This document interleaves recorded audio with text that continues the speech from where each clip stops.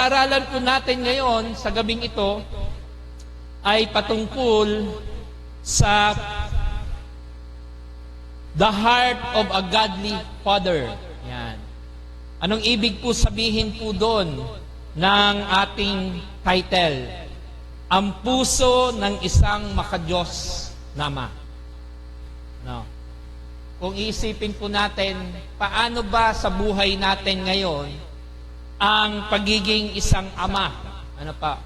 Kasi minsan, ang tao ngayon, yung mga ama, minsan may mga attitudes, may mga karakter. Tama po ba?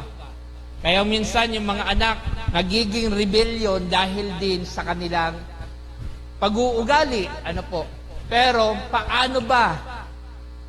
At ano ba ang nararapat na maging isang modelo, ng pagiging isang ama o huwarang ama? So, lahat ba dito may mga tatay pa? Mga youth? Lahat ba meron pa? Yan, opo daw, praise God. Yun, may nagsagot. Di ba? So, purihin po ang Diyos, kasi pag-aaralan natin ngayon kung gaano ba kahalaga ang isang ama. Biological man yan o eternal man yan. So, yung mga tatay natin, nung mga kinuha na ng Diyos, kagaya ko po, yung aking tatay ay kinuha na ng ating Panginoon nung ako po ay nasa abroad. Malungkot at masakit ang pangyayari. Hindi ko man lang siya nayakap, Pero nung umuwi po ako, talagang time naman akong magbabakasyon noon, Kaya lang napaaga yung bakasyon dahil namatay nga na sa hindi inaasahang pangyayari yung aking ama. Nakakalungkot man, pero sabi nga niyan, all things work together for good for those who love God.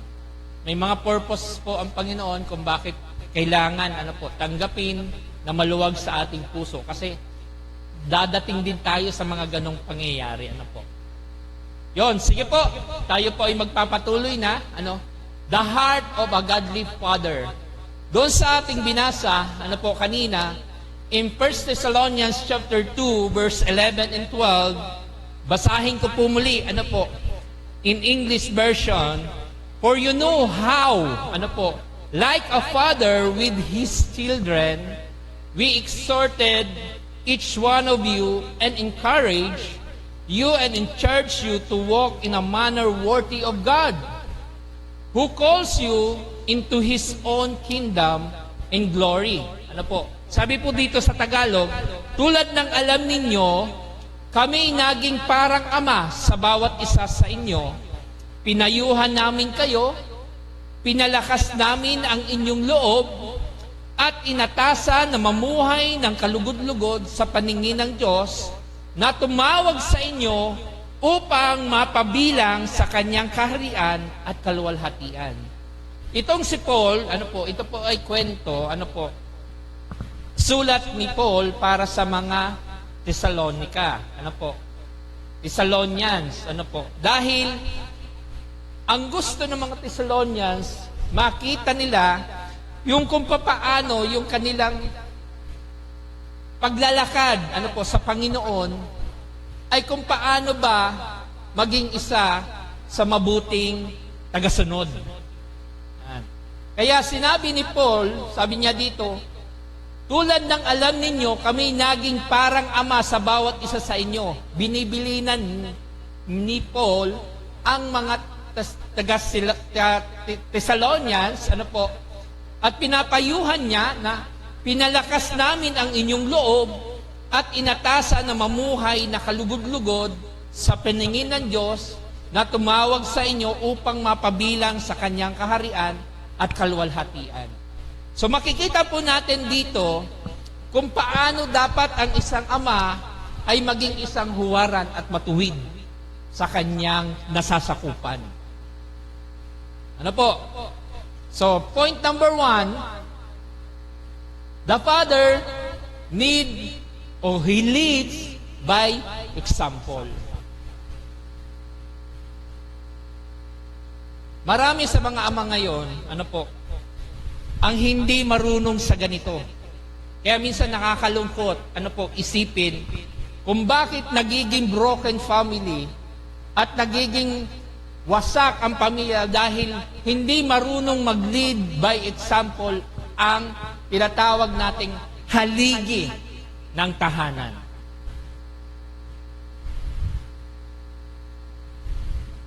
Bakit tinawag siyang haligi? Ano po? Sa tahanan may mga parte-parte. Ano po?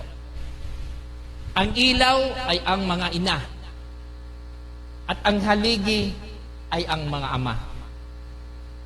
Kung walang haligi, ano po? Walang pundasyon at walang haligi, ang bahay ay magigiba. At kung wala namang ilaw sa tahanan, ano po? Madilim. Either madapa ka, or mahulog ka, or matalisod ka, dahil nga walang liwanag. Kaya ang mga babae, ano po? Ang mga ina ay ilaw ng tahanan. Ano po? Tandaan po natin, ano? Kaya mga tatay, huwag kayong magdagdag ng mga ilaw ng tahanan, ha? Basta po, pundi-pundi na eh. Dinagdagan ko ng ilaw para lumiwanag. Bawal po yun, ha? Ilaw ng tahanan. Ano po? At ang tatay ay haligi. Sabi dito, ano po? Before a father can teach his children, he must be a good model first on what he wants them to do to follow. Anong ibig sabihin po doon?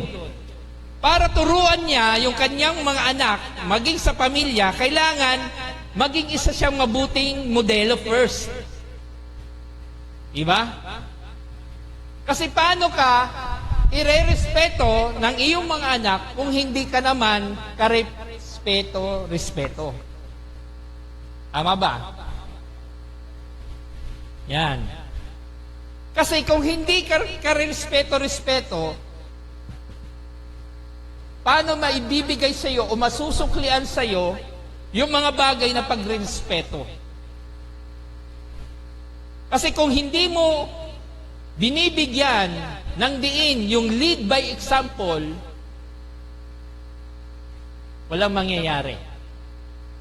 Kaya, mahalaga sa buhay natin, mga tatay, na po, must be a good model first. Dapat ikaw mismo ang magandang modelo sa kanila. Sabi nga, di ba, naaalala natin lagi, anumang ginagawa ng mga matatanda ay ginagaya ng mga bata. Ayan, praise God. Di ba? Bakit? Kasi nakikita nila, sa murang edad, na ang karalin niya na ginagawa ng tatay ay maganda. Kaya, we need to go, you must be a good model first. Before, sabi po doon, magbago sila. Gusto mo magbago sila, pero hindi ka naman nagbabago, paano mangyayari yun? Na ikaw nga, hindi nagbabago eh. Paano kaya pa tayo, mga anak? Di po ba? So, una-una, show integrity and honesty. Sa pamamagitan noon, kailangan yung integridad at katapatan ay ipakita ng isang ama sa kanyang pamilya. Mahalaga sa isang pamilya, na tayo bilang mga tatay, ay mayroon tayong integridad at katapatan. Bakit? Mahalaga po yun. Mahalaga yun. Sino dito yung mag-aaral?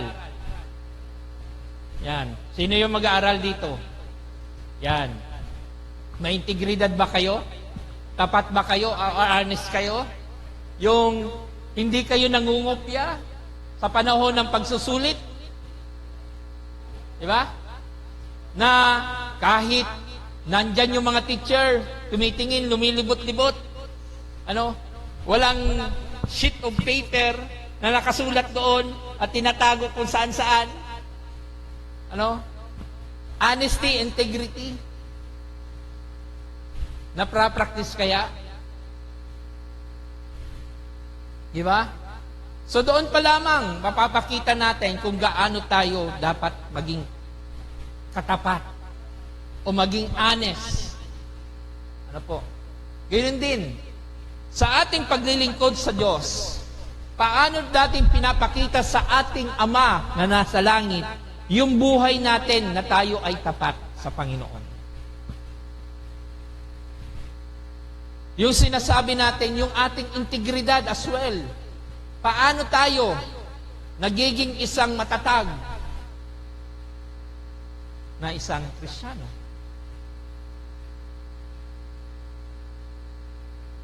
Yung honesty. Sabi nga niyan, di ba, lagi nakikita natin sa mga dingding o kaya sa mga bulletin board, honesty is the best policy. Yan. Nababasa lang natin, pero mahirap gawin. Pero kung ikaw ay may takot sa Diyos, at kung gusto mong mag-lead by example, you need to be a good model first. Tama ba? Kasi napakahirap. Napakahirap maging ama. Totoo lang. Ano po? Pero sa biyaya ng Panginoon, kung wala ang tulong ng Diyos, ano po? Hindi magkakaroon ng magandang, sabi niya, plano, gabay, decisions, ang anumang mga tatay kung wala ang Diyos. Pero salamat sa Diyos dahil may Diyos tayong kinikilala. At yung Amang nasa langit na nagbibigay sa atin ng gabay at kapaboran, ano po, para mag-lead tayo by example sa ating pamilya at sa ating manasasakupan. Yun ang gusto ng Panginoon. We need to have honesty and integrity. Ipakita natin, ano po, na mayroon tayong ganon. Sabi po doon sa 1 Timothy chapter 4 verse 12, let no one despise you for your youth, but set the believers an example in speech, in conduct, in love, in faith, in purity. Dapat daw sa believers ay may gantong example. Ano po? Yung kanyang pananalita. Yan.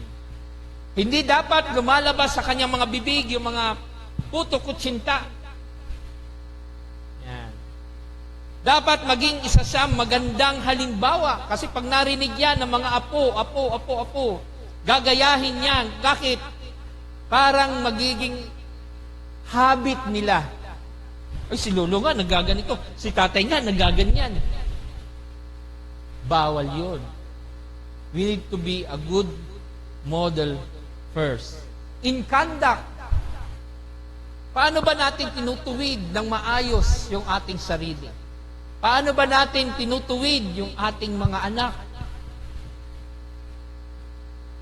In love, yung pag-ibig. Pinapakita ba natin yung pagmamahal sa ating mga anak, sa mga apo, sa asawa, sa pamilya? At yung ating pananampalataya. Paano natin tinuturuan ng magandang asal patungo sa Diyos ang ating mga anak at maging pamilya? And purity. Yung kalinisan, ano po? Yung magandang testimonya mo sa nakakasakop sa iyo o nasasakupan mo, sa mga kapitbahay mo, di ba? Yung makita ka lang, ay, si ganito. Oy, Brad, nakakaway na agad sa iyo, malayo ka pa lang. Nakangiti na sa iyo. Dahil yung patutuo mo ay mabuti sa kanila. Yung hindi ka humihingi ng mga bagay-bagay pero pinagbibigyan ka. Inaabutan ka ng kahit anong mga bagay. Dahil naaalala ka nila. Dahil sa kabutihang meron ka na pinapakita sa kanila. Hindi mo yung masusuklian, hindi mo yung mabibili.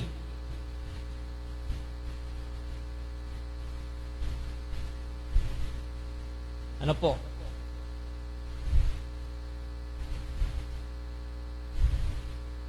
Pangalawa, a good father can handle anger and frustration. Ano po? Sa pagiging tunay na ama, a good model can handle anger and frustration. Paano tayo minsan nagagalit? Minsan napapalo ba natin? O kung saan-saan na lang natin hinahampas? Pag nagkakamali yung ating anak, napapalo ba natin dito? Napapalo minsan dito? Minsan natatadyakan. Tak! Diba? Anong nangyayari? Is it good na pagtutuwid sa kanila? Hindi. Ano po? Kailangan mayroon tayong kahinahunan. Yan. Ano nga doon sa fruit of the Holy Spirit? Self-control. Diba? Yung kahinahunan ay magdadala sa pagtutuwid ng mga anak, ng asawa.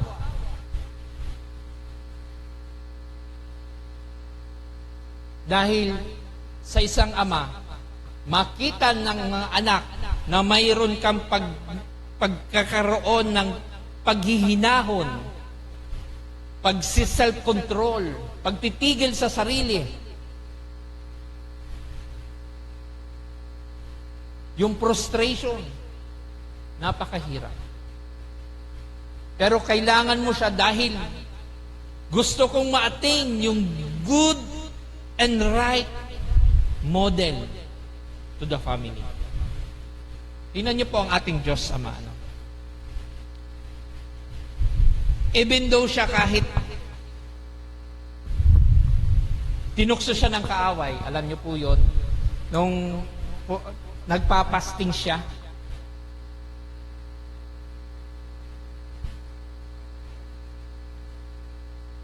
lagi siyang kinukulit nito ni Satanas at gusto siyang linlangin. Alam naman natin, ang diablo is deceived. A deceiving spirit. Sabi nga doon sa John 10:10, the devil comes to steal, to kill, and destroy. Yun ang gawain niya. Ano po? Minsan, pumapasok sa ating buhay, yung pagkagalit. Pero ba, Pastor, yung pagkagalit ba, kasalanan yun? Ang si Jesus nga nagalit eh. Kasalanan ba siya, Pastor? Ay may nagtatanong, kasalanan kaya yun? Si Jesus, nagalit siya doon sa kwento na ginawa ng mga sarilita doon na ginawang palengke yung tahanan ng Diyos. Kaya siya nagalit. May katwiran ang kanyang pagkagalit. Pero ano sinasabi ba sa Biblia? Sa Ephesians chapter 4, 26-27, sabi doon, be angry and do not sin. Magalit ka pero hindi ka dapat magkasala. Di ba? Tingnan niyo po, and do not let the sun goes down on your anger. Hindi dapat lubugan daw ng araw ang iyong galit. And give no opportunity to the devil.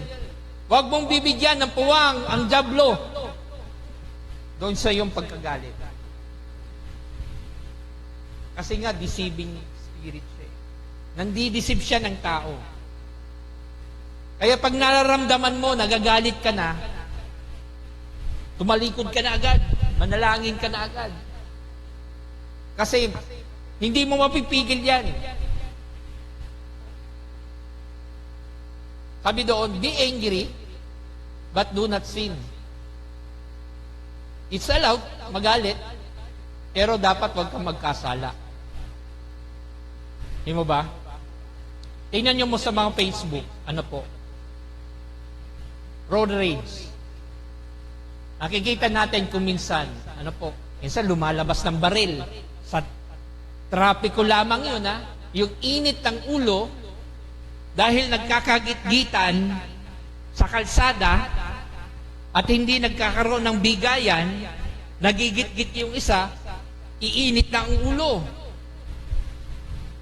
At pag uminit ang ulo, bababa sa sasakyan, tututukan ng baril, o kaya ahamunin, susuntukin. Nagiging viral kung minsan. Pero kung ang tao, marunong siya mag-handle ng kanyang galit, sabi dito, pwede kang magalit. Pero wag mong bigyan ng puwang ang kaaway. Kasi pag pumasok ang galit, yung pag na-trigger, para yung ano ba? Sino dito yung nagpapakulo ng mainit na tubig sa, ang tawag doon, takore. Yan.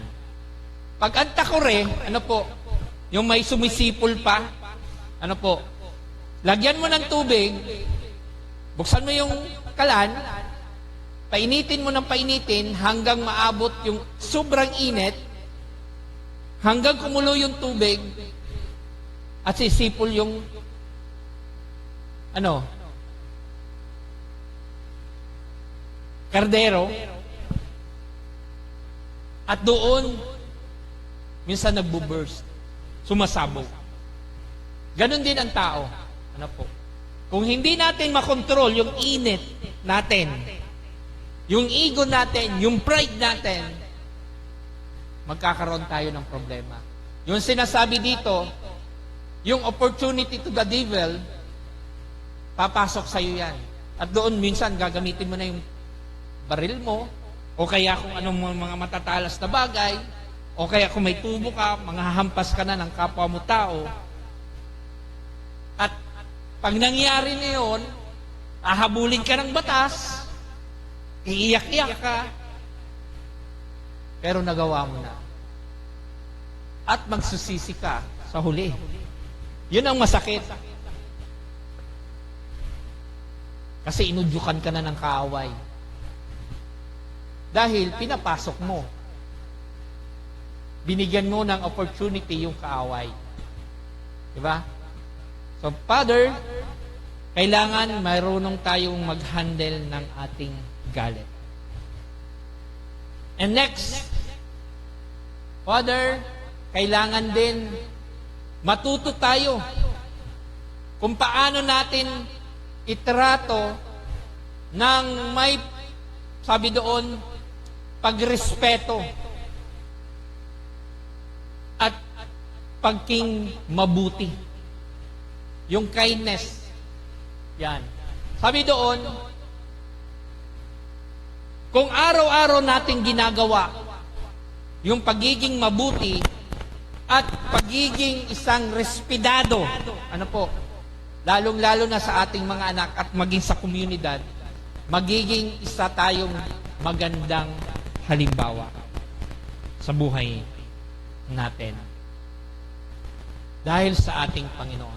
Sabi nga sa Micah chapter 6 verse 8, sabi doon, He has told you, a man, what is good, and what does the Lord requires of you, but to do justice, and to love kindness, and to walk humbly with your God. Kung tayo sumusunod sa Panginoon, ano po, at patuloy na ginagawa ang lahat ng mga bagay nakakabuti at nakakatulong sa kapwa at maging sa pamilya natin, nalulugod po ang Diyos. Ano po? At binibigay niya yung kapaboran doon sa pamilya. And next, kailangan he perform responsibility and accountability. Ang pagiging aba ay kailangan he is responsible in his family and accountability as well. Bakit? Kasi habuhay natin ngayon,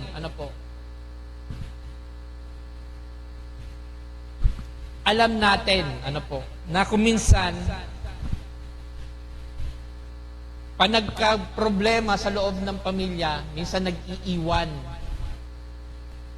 Nangiiwan. Nagkakaroon na ngayon ng broken family, nagkakaroon na ngayon na hindi pagkakaunawaan ng bawat pamilya, maging sa loob ng tahanan ay hindi na mapayapa. Hindi na maganda ang nangyayari dahil nawawala yung responsibilidad at accountability. Kaya sa pagiging isang tatay, he need to perform the responsibility and accountability.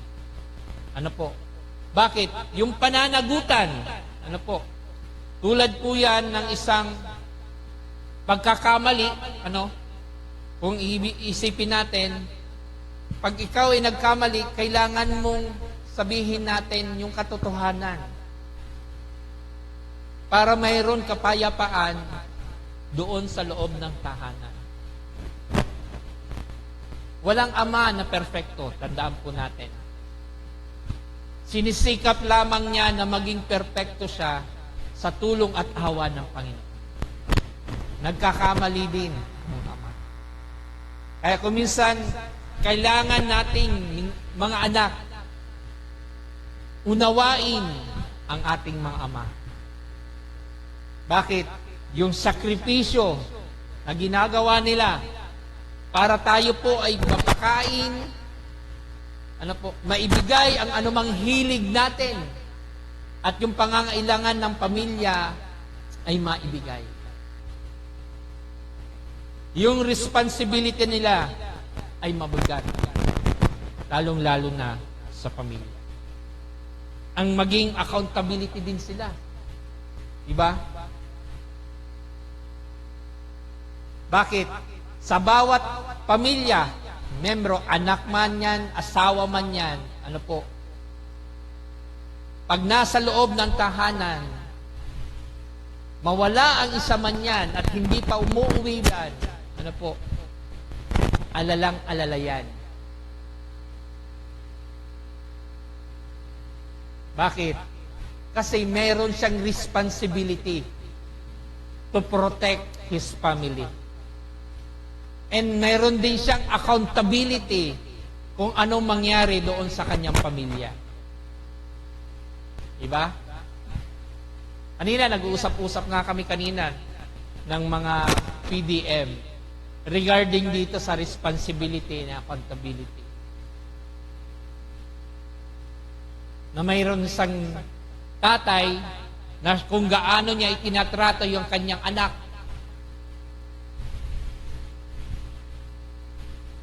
Kapag wala pa sa bahay, talagang maya-maya yung kanyang paghahanap kung nasaan na. At kung umaabot na ng madaling araw, kanyang pinupuntahan. Dahil responsibilidad niya yun. At accountability niya yun sa bawat pamilya. Mahalaga yun. Para ikaw maging isang model sa iyong pamilya, para paglaki ng iyong mga anak din at magkaroon ng pamilya, ganun din ang gagawin ninyo sa inyong magiging anak. Kaya sabi doon sa Romans chapter 14 verse 12, so then, of us will give an account of himself to God. Pag hindi sa atin, meron tayong responsibility sa Diyos, meron tayong accountability sa Diyos. Ang pamilya, binigay ng Panginoon, pakaingatan. Pinagkatiwala sa iyo yan ng Panginoon. Maging ang mga anak, ang mga mag-asawa at ang mga anak. Ang asawa, yung mag-asawa, Kapag nagkaroon ng anak, ay hindi pag-aari ng asawa yan. Yan ay binigay ng Diyos para ipagkatiwala sa inyo. Kasi aalis din yan pag nagkaroon na sila ng kanya-kanyang pamilya. Iiwan nga kayo kung minsan. Di ba? Biblical. Ano po? Kaya dapat ituro natin. Yun ang gusto ng Panginoon. Sabi niya, so then each of us will give an account of himself to God. Pag hindi natin itinuro ng maayos, magiging accountable tayo doon sa mangyayari sa ating mga anak. Amen po ba?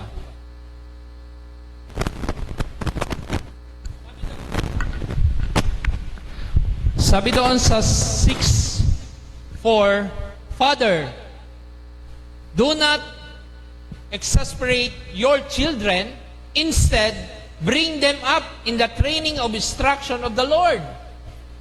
Meaning, anong ibig po sabihin?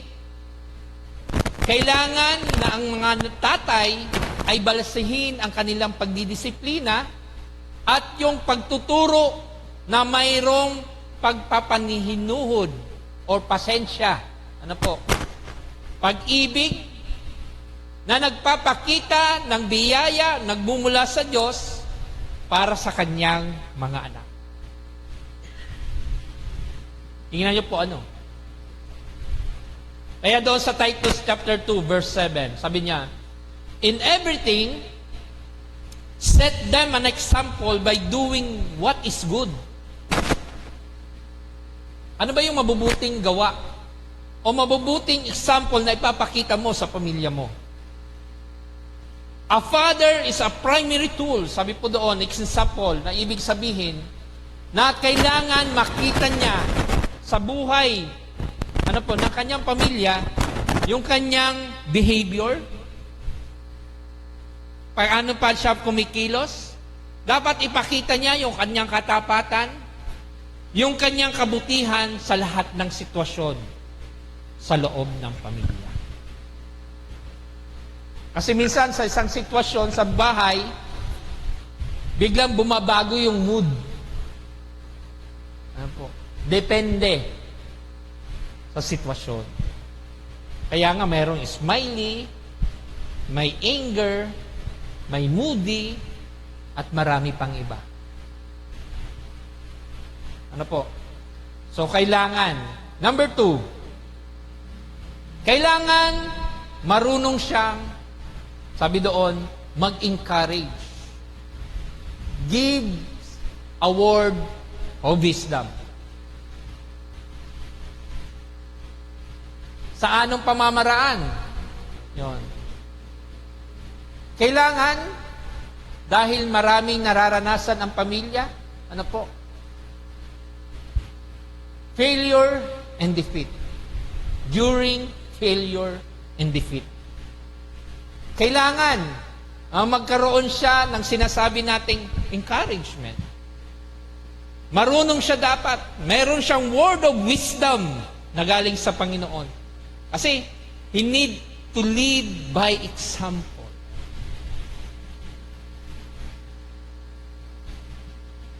Yung ibig sabihin doon, o sige, pag mayroong mga bagay na nangyayari sa ating mga anak, at doon sa failure na yon, sasabihin lang, dapat ganito. Don't give up, anak. Just go on. O kaya, okay lang yan, anak. Mayroon pa naman susunod. Ganon dapat. A word of wisdom and encouragement sa bawat pamilya. Hindi yung sasabihin, ay, ano ba yan? Luya-luya ka kaya. Sabihin mo pa, ay, patal-patal man ngayon kay ni. Pangit ano, pakinggan. Pero kailangan matuto na yung pagkakaroon ng word of wisdom and encouragement. Di ba ba?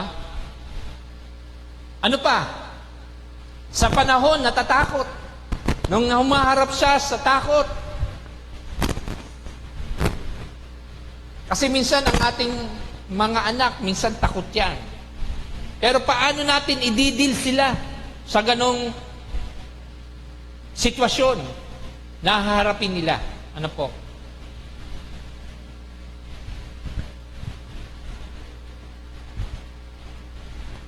Pag humaharap po sila sa problema, kailangan nating i-guide sila. Turuan sila para hindi dumantong na minsan na-i-stress sila at humantong sa sinasabi nating suicidal stage. Kaya may sinabi din doon sa Isaiah chapter 41 verse 10, sabi doon, "Fear not, for I'm with you." Huwag kayong matakot, sapagkat ako'y nasa sa inyo. Be not dismayed, for I am your God. I will strengthen you. I will help you. I will uphold you with my righteous right hand. Kailangan pinangahawakan natin yung salita ng Diyos. Kailangan sa pamilya pinangahawakan natin na anumang mga bagay, ng pagkatakot,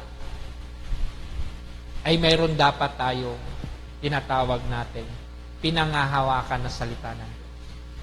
Tandaan po natin, ang takot ay may dalawa bahagi. Una, may pagkatakot sa Diyos. Ano yung pagkatakot sa Diyos? Ito yung mga bagay, na kapag ikay gumagawa ng mali sa paningin ng Diyos, may takot ka. Yun yung takot sa Diyos. At ito naman, takot sa mundo, ito yung mga bagay na ayaw mo mawala kung mayroon ka mga ari-arian dito sa mundo. Takot kang maghirap o maging mahirap o kaya maging isa sa mga tinatawag nating nawala ng posisyon kung ikaw ay mayroong posisyon. Kaya minsan doon nakikita natin sa mga news na nag-aaway-away doon sa Kongreso dahil sa kanya-kanyang tinatawag nating posisyon. Nadadamay pati mga Kristiyano. Nako-compromise.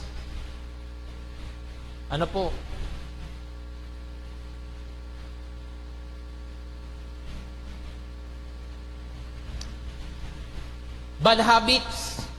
Alam niyo ba yung bad habits? Yung laging ginagawa na hindi maiwa-iwasan. Pag sinabi ng mga ama, titigil niyo na yan.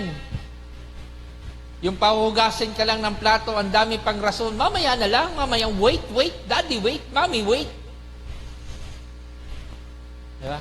Bad habits nating minsan ginagawa. Minsan, utusan ka lang, kailangan mo pang mayroong suhol. Sa murang edad, natututo na ng lagay. Nagsisimula saan? Sa pamilya. Diba? Kaya doon pa lang sa pamilya, sabi doon, kailangan i-train natin yung mga bata sa pagiging mabuting tao. Para paglabas nila sa komunidad, marunong silang mangunawa at makaalam ng mabuti at masama. Sabi doon sa Proverbs chapter 4, verse 1 and 2, sabi doon, "Listen, my son, to a father instruction. Pay attention and gain understanding. I give you sound learning, so do not forsake my teaching." Huwag mong isang tabi ang aking pagtuturo. Tingnan niyo po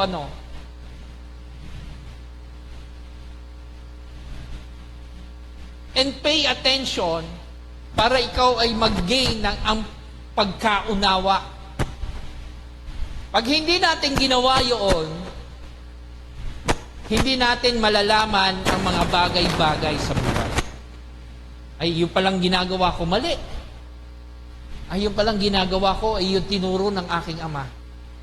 Kaya minsan, naalala natin, yung mga bagay na mababuti kapag wala na yung aking tatay, yung ating tatay as well. Ay ito pala yung tinuturo sa akin ng tatay ko nung siya'y nabubuhay pa. Tandang-tanda ko nung ako'y tinuturuan niya. Pasok na pasok sa isipan ko at alalang-alala ko pa. Totoo pala. Pero hindi mo pinahalagahan. Diba? Kaya nga sabi doon, do not forsake my teaching. Ang pagtuturo ng Ama ay kailangan panghawakan, i-treasure natin. Ano po? So sabi doon sa Proverbs chapter 3, verse 1 and 2. Sabi pa doon, kawikaan sa Tagalog. My son, do not forget my teaching, but keep my command in your heart, sa inyong mga puso. For they will prolong your life many years and bring you peace. Pangako po yun. Sabi doon sa kawikaan, my son, do not forget my teaching. Huwag mo daw kalimutan ang kanyang pagtuturo. May kalakip daw ito ng, sabi doon, buhay na walang hanggan. Many years and bring you peace. Magbibigay ng kapayapaan. And prosperity. Anong prosperity? Anong prosperity sa Tagalog? Kasaganaan. Yan. Kasaganaan. So ito pala yung sekreto. Para daw magkaroon ka ng mahabang buhay, ng maraming taon, at magdadala ng kapayapaan at kaginhawan sa buhay, kailangan mong i-keep yung command ng iyong father. Kaya sinabi niya doon, my son, do not forget my teaching. Diba? So maganda na ito ay sampaalaala sa atin na tayo ay magbigay halaga sa ating mga ama. Number 3, Father, kailangan i-comfort. He need to comfort his family with compassion.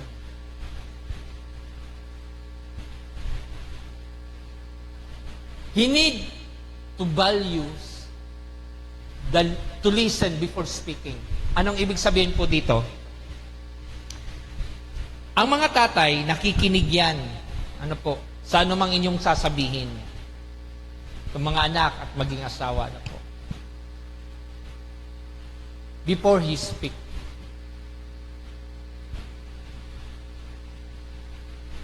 Bakit? Kasi minsan,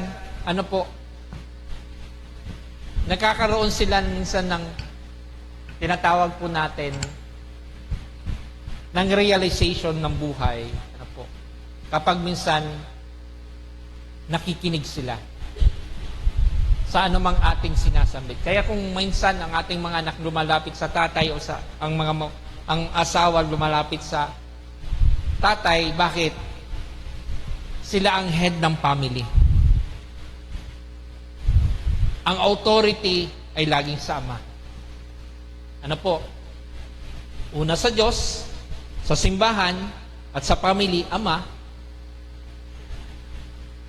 Kasi doon dumadaloy yung blessing. Kung marunong ang ama, he values everything, he listens properly, he works properly, he speaks properly, binibigyan niya ng comfort ang kanyang pamilya. He understands before he judges. Ang mga amal, mahaba ang PC niyan. Diba? Mahaba ang PC ng pasensya. Totoo ba? Lahat ng mga tatay, mahaba ba ang pasensya? Amen. Amen. Yan. Mahaba ang pasensya. Yan. Kaya minsan, pag alam natin, na tayo ay natitrigger, natalikod tayo. Pero minsan ang kaaway, gagamitin ng iba, parang patalikod ka na, bakit mahalik ka ngayon? Dahil ka ngayon nagtataram? Diba? May mga ganun, natitrigger. Yung umiiwas ka na, masay ka. Diba? Yan. Ayaw na ayaw. So, before he judged, he understood everything before he judged. Kasi God give him wisdom and understanding as well.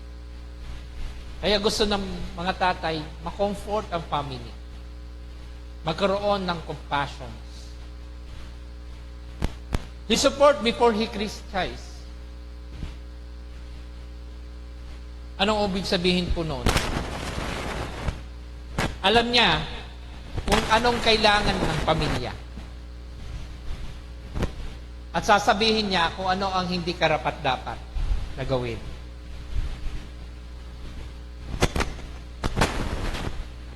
Pag hindi masunod yung gusto ng ama, tatahimik na lang para walang gulo. Kaya sabi doon sa Psalms chapter 103, verse 13, as a father has compassion on his children, so the Lord has compassion on those who fear Him. Ang Diyos natin, tandaan natin, mahal na mahal niya ang kanyang mga anak. Maging din ang mga tatay, biologically, mahal na mahal ang kanyang mga anak. Maging ang kanyang pamilya.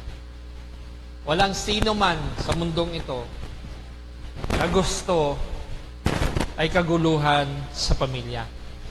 Ang gusto lagi ng ama ay kapayapaan at pagmamahalan sa loob. Tandaan natin yan. Alam natin, mayroong kaguluhan minsan, dahil sa kaaway, dahil alam nyo po, ang unang pinupuntirya ng kaaway ay pamilya. Kasi ang unang author na magkaroon ng magandang pundasyon ng pamilya ay ang Diyos. Diba? Nung pumunta siya dito sa lupa, nagkaroon siya ng family. Diba? Si Joseph at si Mary. Biologically father, Joseph and Mary. At meron siya mga kapatid.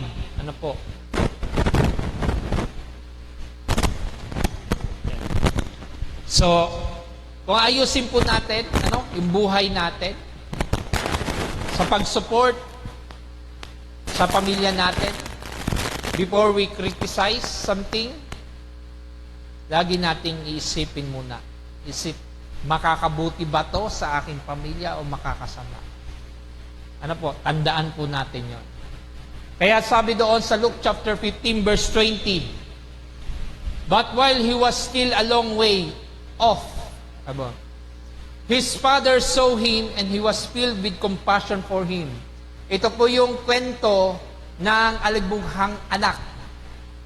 The prodigal son. He ran to his son, threw his arms around him and kissed him. Ito daw po yung isang bata or anak na nilustay yung kanyang mana, ng kanyang ama, at bumalik sa kanyang ama at na-realize niya na nakagawa siya ng kasalanan. Nilustay kasi ng kanyang anak yung mana sa mga makamundong gawain. Kung nabasa niyo yung prodigal son, kung titingnan natin doon, yung kwento. pero hindi nagbigay ng isang paghatol doon sa pangyayari yung kanyang ama. Kundi tumakbo yung kanyang ama at niyakap yung kanyang anak na matagal na niyang hinahanap. At kanyang hinalakan pa dahil sa kanyang pagmamahal. Ganon din tayo, sa Panginoon. Kahit malayo na ang nangyayari po sa atin, ang ibig sabihin, kahit anong mga bagay na pagkakasala po natin sa Panginoon, nariyan siya, bukas palad, hinihintay tayo para tayo yakapin ng Panginoon at halikan ng Panginoon. Ganon tayo kamahal ng Diyos. Kahit tayo makasalanan, pinatawad po niya tayo. And not but at the least, the Father, He need to bring His family towards God. Para ikaw ay maging isang model ng iyong pamilya, kailangan mong dalhin ang iyong pamilya sa Diyos. Hindi sa mga bagay na masasama. Kapag ang ama daw ay dinadala ang pamilya, ang mga anak sa masama, hindi yan mabuting ama.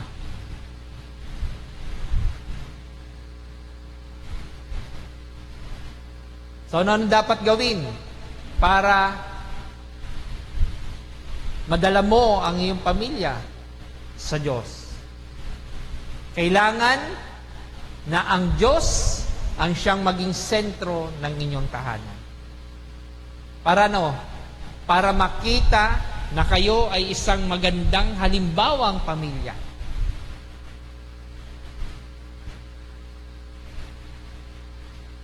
Sabi nga doon, di ba, sa isang quote, the family stays together or prays together, stays together. Ay mo ba? Kaya nga, we need to establish a regular prayer. A quiet time with the Lord in a devotion system. Family devotion as well. Na tinatawag. Bakit? Napakahalaga nun. Doon pa lamang pag-i-establish nyo ng isang napabagandang family devotions na pag-aaralan nyo ang salita ng Diyos. At doon kayo lalago na pag-uusapan nyo ang Diyos. Hindi kung sino-sinong mga kapitbahay o chismis ang inyong pinag-uusapan. Magandang pinag-uusapan sa loob ng pamilya yung Diyos. Kaya kailangan dalhin mo ang iyong pamilya sa paanan ng Panginoon. Para sa paglaki nila, maituro din nila. Ito pala yung tinuro sa akin ng papa ko. Kailangan kong madala yung aking mga anak sa simbahan. Madala ko sa Panginoon. Para kung mawala man ako, alam nila kung ano ang tinuro ko. Diba? Kaya nga doon sa Joshua chapter 24 verse 15, sabi doon, but as for me and my household, or house, sabi doon, sa ibang salin, we will serve the Lord. Anong ibig sabihin? Ang mga tatay, we need to take care yung kanyang nasasakupan. Na idideklara niya sa kanyang pamilya na itong tahanang nito or family ito, ang pinapriority ay ang Diyos. Amen po ba? Amen ba? Kaya sabi doon sa Proverbs chapter 22 verse 6, ito yun patungkol sa mga bata, sa pagtutuwid ng ama sa bata, kung papaano nating turuan. Sabi doon, train up a child in the way he should go. Ano po?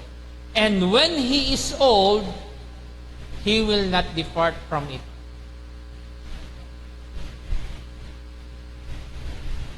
Turuan mo ang mga bata sa kanyang takbuhin. Sa mabuti ano po? Upang sa kanyang pagtanda, hindi ito mahiwalay sa kanya yung magandang turo. Kaya sa buhay natin ngayon, mga kabataan, mga tatay at nanay, kailangan natin na may magandang puso tayo, ano po, sa ating ama. O sa mga ama na kailangan may puso tayong may Diyos sa ating mga puso. Dahil mahalaga po yun. In conclusion, ang puso ng isang makadiyos na ama ay may pusong nagmamahal, nagsasakripisyo, gumagabay, at nagtuturo ayon sa kalooban ng Diyos. Hindi perpekto ang mga ama. Tandaan po natin yan. Ngunit araw-araw niyang hinahangad na maging tapat, malinis, upang makita nating mga anak o maging asawa man na siya ay maging huwaran na modelo sa pamilya. Tungkulin niya na maging maayos, mapayapa, at nagkakaisa sa loob ng tahanan. Na siya ang laging tagabakuna sa loob ng tahanan. Na sa pamamagitan ng kanyang mga magagandang halimbawa, natututo tayo. Nabibigyan natin ng parangal ang ating ama. Sa kahit kailiit-liitang bagay na kanyang ginagawa, ay mayroon dapat tayo pagpapahalaga. Tulad ng Diyos na nagpapahalaga sa kanyang mga anak.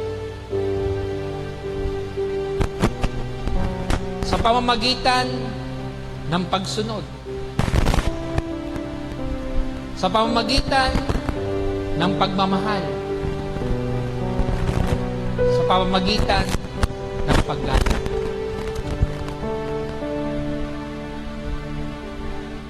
Ang pamumuhay ng isang ama ay puno ng sakripisyo at paghihirap. Sa biyaya ng Diyos, lagi siyang umaasa na balang araw ay bigyan natin ng respeto at pagpaparangal. Ang pinakadakilang hangarin ng mga ama ay madala sa paanan ng Diyos ang kanyang pamilya.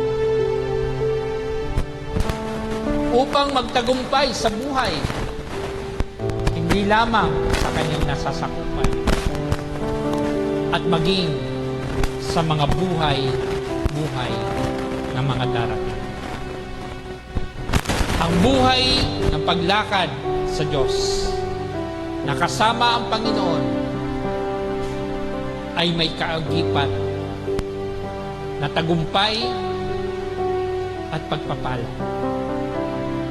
Kaya't patuloy tayo na magbigay ng honor sa kanila. Dahil sila ang nagbibigay sa atin ng biyaya, responsibilidad, at accountability para dumaloy sa atin yung mga bagay na hinibigay ng Panginoon sa kanila. Maging sa spiritual man na pamana ay makaabot sa mga susunod na henerasyon. Kaya tayo'y tumayo. Nawa sa gabing ito, bilang pagpapahalaga at pagpaparangal sa mga anak ng tahanan at maging sa Ama natin nasa langit, patuloy nating pagsikapan na tayo ay laging magbigay galang sa kanila at patuloy na mahalin sila habang sila'y nabubuhay. Kasi ang Diyos ay alam po natin na mayroon gantimpala na nabasa po natin kanina. Hahaba ang buhay, magkakaroon ng prosperity, at magkakaroon ng kapayapaan sa taong mayroong gumagalang sa Kanya. Ama. Tayo'y manalangin, mga kapatid. Yumuko tayong panandalian.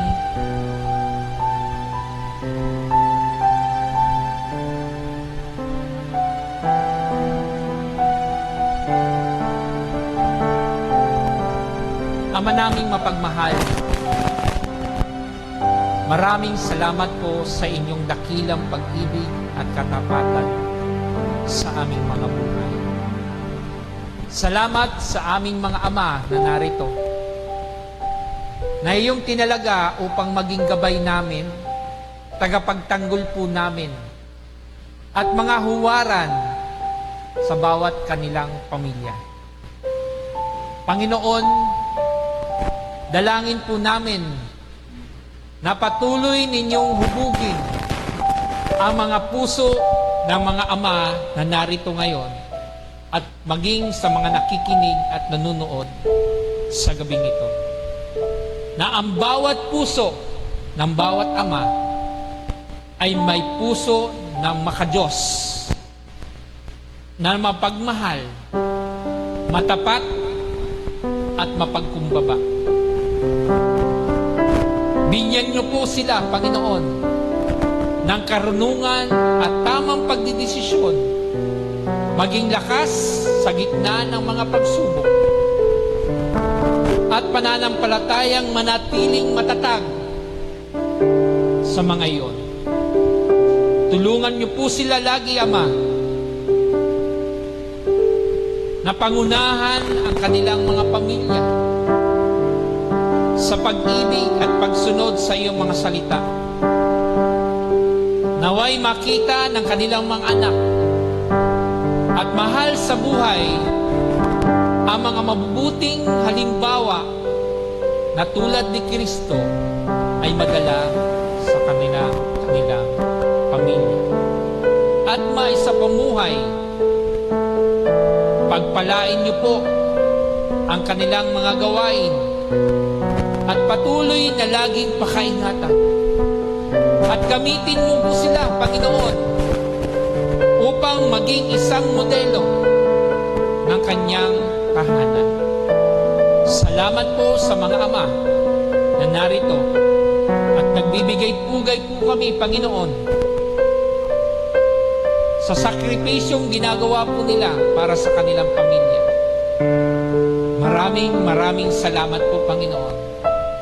Ito po ang aming nagkakaisang panalangin sa pangalan ni Jesus. Amen.